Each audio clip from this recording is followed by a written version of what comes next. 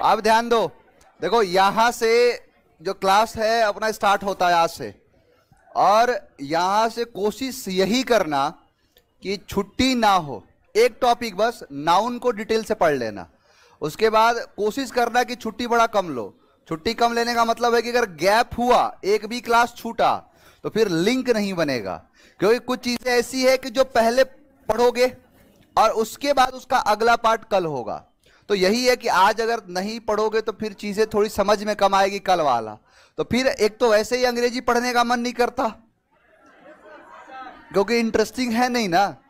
इसमें इंटरेस्टिंग उतना कहां है इतिहास जैसा। इतिहास में मोहम्मद सारंगीला है, अनारकली है, शाहजहां है, मुमताज महल है। अब अंग्रेजी में कहां से कैरेक्टर लेके आओ, तो थोड़ा सा इसीलिए लिंक बड़ा कम बनता है। दूसरा चीज देखो, 3 चीजों से होकर गुजरना है। पहला है वोकैब। वोकैबलरी के अंदर सिनोनिम्स है, एंटोनिम्स है, वन वर्ड्स है, इडियम फ्रेजेस, फ्रेजल वर्ब, ये सब कुछ पढ़ना है।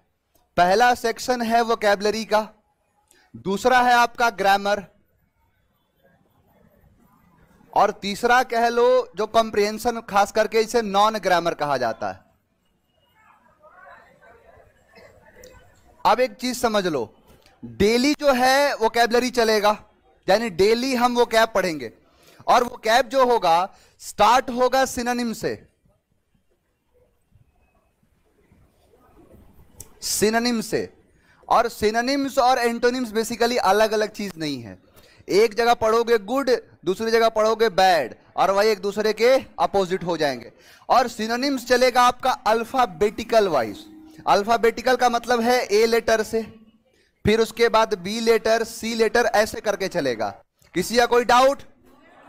चलिए स्टार्ट करते हैं सिनोनिम से। ग्रामर उसके बाद, नॉन ग्रामर हम बाद में कुछ चीजों को पढ़ने के बाद करेंगे। पहला जो है आपका पहला क्लास है वोकैबलरी का, यानी वोकैबलरी ए लेटर से शुरुआत करता हूं, जिसमें पहला शब्द है आपका अब्रिज। अब्रिज का मतलब होता है छोटा करना। अब्रिज का मतलब होता है शॉर्टेन कर देना। किसी चीज को जब आप छोटा कर देते हो, कम कर देते हो, लेसन कर देते हो, उसे ही कहते हैं अब्रिज। अब देखो, कुछ ना कुछ चीजों को लिंक करके चलना है। जैसे मैंने कहा कि यहां पर है अब्रिज, वर्ड क्या है? अब्रिज। लेकिन आपको यहां देखना है कोई ऐसा की दिख रहा है जिससे ये वर्ड हमेशा के लिए याद हो जाए। क्या है? ब्रिज। यानी ब्रिज जो होता है, जैसे मान के चलो कि आपको यहां और यहां हो, यहां से आपको यहां जाना है, ब्रिज हटा दो। अब यहां से घूमते घूमते यहां से जाओगे और जाके उसके बाद यहां पहुंचोगे। दूरी बड़ी हो गई, लेकिन इस ब्रिज को जैसे खोला गया, यहां से तुरंत हिल जाओगे, और यही क्या कहलाएगा? दूरी को छोटा करना। यानी एक जो ब्रिज होता है, ब्रिज दूरी को क्या कर देता है? छोटा कर देता है। तो अब ब्रिज जैसे दिखेगा आपके दिमाग में आएगा, अब ब्रिज, ब्रिज यानी ब्रिज दूरी को अब ब्रिज कर देता है, छोटा कर देता है, शॉर्ट कर देना, स्ट्रेच यानी कम कर देना, वही है अब ब्रिज। नेक्स्ट वर्ड है आपका गेल। गेल का मतलब होता है तूफान। अभी ये समझ लो, गेल का मतलब होता है तूफान। अब यहां से देखो, यहां तो जी लेटर है, लेकिन आपका जो क्लास चलेगा वो चलेगा अल्फाबेटिकल लेटर से। अल्फाबेटिकल लेटर मतलब है कि ए के सारे वोकैब होंगे, और आपको यहां पर नोट करने की कोई जरूरत नहीं है। आपको सीट मिलेगा जिन पर ये सारे शब्द लिखे होंगे एज इट इज। अपना जो भी चलाना है यहां दिमाग चलाओ, कॉपी पेन का इस्तेमाल कम करो, और आपको अपने आप देखोगे तो सीट मिला होगा, उसमें सारी चीजें लिखी होंगी। यहां पर है गेल, मिलेगा। अभी तो बता रहा हूं, आज मैंने कहा गेल, गेल का मतलब तूफान। अब गेल से कुछ याद आया? यानी क्रिस गेल जब खेलता है तो क्या पैदा कर देता है? तो जो ग्राउंड है, गेल खेल के वहां गेल पैदा कर देता है, तूफान, चक्रवात आ जाता है। कब? जब खेलता है क्रिस गेल। यानी गेल खेल के गेल पैदा कर दिया। नेक्स्ट वर्ड है एट्रोसिटी। एट्रोसिटी का मतलब होता है अत्याचार, ब्रुटैलिटी। यानी जहां पर अत्याचारिता होती है, जहां पर दुराचारिता होती है, उसको कहते हैं एट्रोसिटी। अब एट्रोसिटी में कुछ चीजें दिख रहा है मेट्रो सिटी जैसा, साउंड सेम है। Atrocity, metrocity, atrocity, metrocity. Metrocity उसे कहते हैं जहां पर मेट्रोस चलाई जाती हैं। अब मेट्रो तो चलेगा दिल्ली में, मुंबई में, कोलकाता में, चेन्नई में, यानी उसे मेट्रोपॉलिटन सिटी कहा जाता है बेसिकली। तो मेट्रो सिटी में एट्रोसिटी होता है ज्यादा। अब नॉर्मली देखोगे तो शहर में बड़ा कम होगा, लेकिन दिल्ली के केसेस देखोगे डेली आएगा, मुंबई में डेली देखने को मिलेगा। तो वही कहता है कि मेट्रो सिटी में एट्रोसिटी होता है ज्यादा, यानी अत्याचार होता है ज्यादा। मेट्रो सिटी में एट्रोसिटी होता है, अत्याचार होता है, ब्रुटैलिटी होती है। नेक्स्ट वर्ड है बैकेनेलियन। बैकेनेलियन का मतलब होता है शराबी। बैकेनेलियन का मतलब होता है ड्रंकर्ड, यानी जो शराबी है उसे कहते हैं बैकेनेलियन। अब बैकेनेलियन में दिख रहा है बच्चन। कौन बच्चन? अमिताभ बच्चन। और अमिताभ बच्चन की एक मूवी भी आई थी, शराबी नहीं थी? नशा शराब में होता तो नाचती बोतल, वही तो था ये। तो बैकेनेलियन बच्चन, कौन बच्चन? अमिताभ बच्चन। और अमिताभ बच्चन की एक मूवी थी बैकेनेलियन, यानी कि क्या थी? शराबी। तो जैसे देखो, ये बड़ा एसएससी का फेवरेट वर्ड है। जो एसएससी की तैयारी करते होंगे उनको पता होगा, प्रीवियस ईयर में जरूर देखे होंगे। और यही दिखाता है, बैकेनेलियन मतलब होता है शराबी। जो ड्रंकर्ड है, जो दिन भर शराब में डूबा रहता है, उसे ही कहते हैं बैकेनेलियन। यानी बैकेनेलियन बच्चन। अब जैसे देखोगे बैकेनेलियन, दिमाग में क्लिक करेगा बच्चन। अमिताभ बच्चन की मूवी का नाम शराबे। नेक्स्ट वर्ड है लैसिट्यूड। लैसिट्यूड का मतलब होता है आलस, यानी लेजीनेस को कहते हैं लैसिट्यूड। अब लेजीनेस या लैसिट्यूड को याद कैसे करोगे? लस्सी, गर्मी का टाइम आ रहा है। अब मान के चलो कि सुबह से शाम तक थक गए कोई काम करके, अब बोला कि कोई बात नहीं, थोड़ा सा आराम कर लेते फिर काम करेंगे। और गर्मी का टाइम चला, ठंडा ठंडा लस्सी मिल गया 2 गिलास। अब 2 गिलास चाप दिए, अब उसके बाद काम करने का मन करेगा? मन करेगा बस सो ही जाए, कोई बिस्तर उस्तर मिल जाए तो वही क्या है कि लस्सी पीने के बाद मन क्या हो जाता है? लैसिट्यूड हो जाता है, आलस हो जाता है। तो वही क्या है? आलस्य, लेजीनेस, वही कहलाता है लैसिट्यूड। तो लस्सी को पीने के बाद मन लैसिट्यूड हो जाता है। नेक्स्ट वर्ड है एसॉल्ट। एसॉल्ट का मतलब होता है आक्रमण करना, अटैक करना। देखो, आक्रमण करने के बेसिकली 3 शब्द होते हैं, और 3 शब्द में क्या है? एक अटैक है, एक इन्वेड है, एक एसॉल्ट है। यानी 3 शब्द क्या है? देखो, तीनों को बताता हूं। मान के चलो एक सेना इधर है और एक दूसरी सेना इधर। अब इसको पता है कि ये मारेगा, इसको पता है ये मारेगा, यानी इन दोनों को पता है कि ये एक दूसरे पर आक्रमण करने वाले हैं। उस आक्रमण करने को अटैक कहते हैं। इनवेड का मतलब होता है, इनका मतलब होता है अंदर, यानी किसी के टेरिटरी में घुस के मारना। जैसे उरी वाला केस याद होगा, पाकिस्तान में घुस के मारे उनको, है ना? आप इतिहास में पढ़े होंगे कि बाबर था दूसरे देश का, भारत में घुस के मारा इब्राहिम लोदी को। बैटल ऑफ पानीपत में भारत में ही तो लड़ा गया, लेकिन भारत का तो था नहीं वो, तो फरगना का शासक था, कहां कहां से घूमते घूमते भारत में आ गया। अब यही दिखाता है कि कभी भी जब किसी के टेरिटरी में घुस के कोई मारता है उसको इन्वेड कहते हैं। इसीलिए आप अंग्रेजी या किताब देखोगे तो लिखेगा बाबर इन्वेडेड इंडिया, यानी बाबर ने भारत में घुस के आक्रमण किया है। उस आक्रमण को अटैक नहीं कह सकते, असॉल्ट नहीं कह सकते, इन्वेड का। इनका मतलब अंदर, तो इन्वेड करना यानी अंदर की तरफ। यहां पर शब्द है असॉल्ट। असॉल्ट का मतलब होता है आक्रमण करना। अब ये कैसा आक्रमण करना है?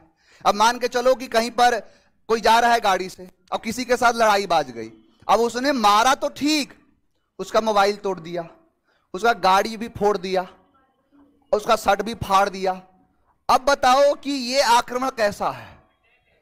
ना अटैक है ना इन्वेड है, इसे कहते हैं असॉल्ट। यानी किसी पर हमला करना इस तरीके से कि जैसे आतंकवादी लोग जो होते हैं वो जब आक्रमण करते हैं सामने से पता तो होता नहीं है।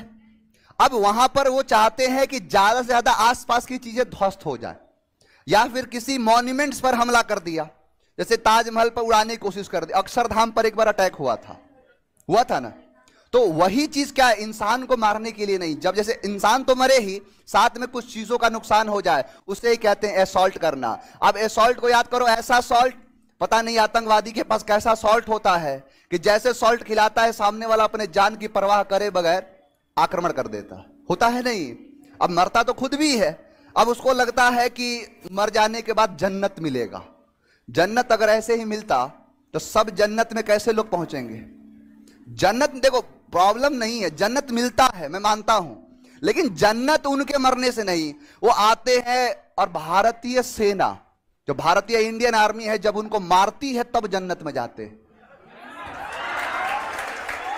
क्योंकि देखो रावण का कहानी भी ऐसा ही है, रावण को पता था कि मरना है एक दिन, लेकिन प्रभु श्री रामचंद्र जी मार दिए तो जन्नत, वैसे ही इंडियन आर्मी मार दी जन्नत। यही होता है। तो इसी को कहते हैं असॉल्ट करना, यानी खिलाया ऐसा सॉल्ट कि असॉल्ट कर दिया, क्या कर दिया, आक्रमण कर दिया। नेक्स्ट वर्ड है स्क्वेंडर। स्क्वेंडर का मतलब होता है बर्बाद, स्क्वेंडर का मतलब होता है वेस्ट। देखो दो चीजों का, वेस्ट मनी और टाइम, या तो आप समय की बर्बादी कर रहे हो या फिर आप अपने पैसों की बर्बादी कर रहे हो, उसको स्क्वेंडर कहते हैं, वेस्ट मनी और टाइम। अब स्क्वेंडर को याद करो सिकंदर से, सिकंदर की एक बहुत विशाल सेना थी, भारत में आई।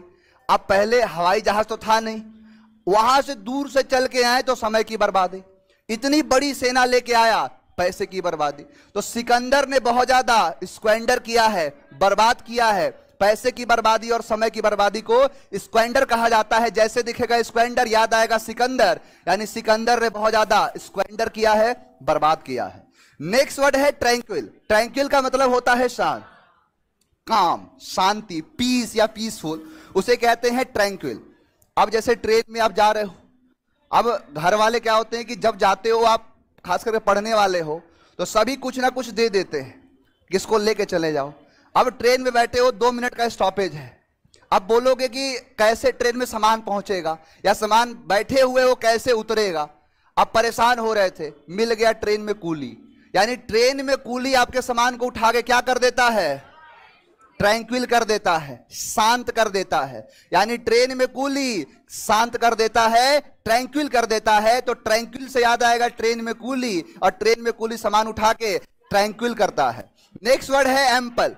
एम्पल का मतलब होता है प्रचुर मात्रा में, अबंडेंस को दिखाता है, यानी सफाइस को दिखाता है। जो प्रचुर मात्रा में हो, जो ज्यादा मात्रा में हो, उसे एम्पल कहते हैं। अब एम्पल को याद करो टेम्पल से, कि भारत में टेम्पल एम्पल है, प्रचुर मात्रा में है। अब भारत में देखो लाखों मंदिर है ना, तो उसे क्या कहोगे कि एम्पल, जो टेम्पल है बहुत एम्पल है, यानी प्रचुर मात्रा में है, अबंडेंट है। तो एम्पल का मतलब क्या हो जाएगा, प्रचुर मात्रा में। नेक्स्ट वर्ड है सीटाडेल। सीटाडेल का मतलब होता है किला, कैसल कहते हैं जिसे। आपने सुना होगा कि जैसे बहुत सारे जो छत्रपति शिवाजी महाराज हैं, उन्हें बहुत सारे किलों को जीता था, जैसे सिंहगढ़ फोर्ट था, रायगढ़ फोर्ट था, उसी किले को कहते हैं कैसल, जो दुर्ग होता है, जो किला होता है। अब सीटाडेल को याद करो सीता जी से, कि सीता जी कहां रहती थी, किले में।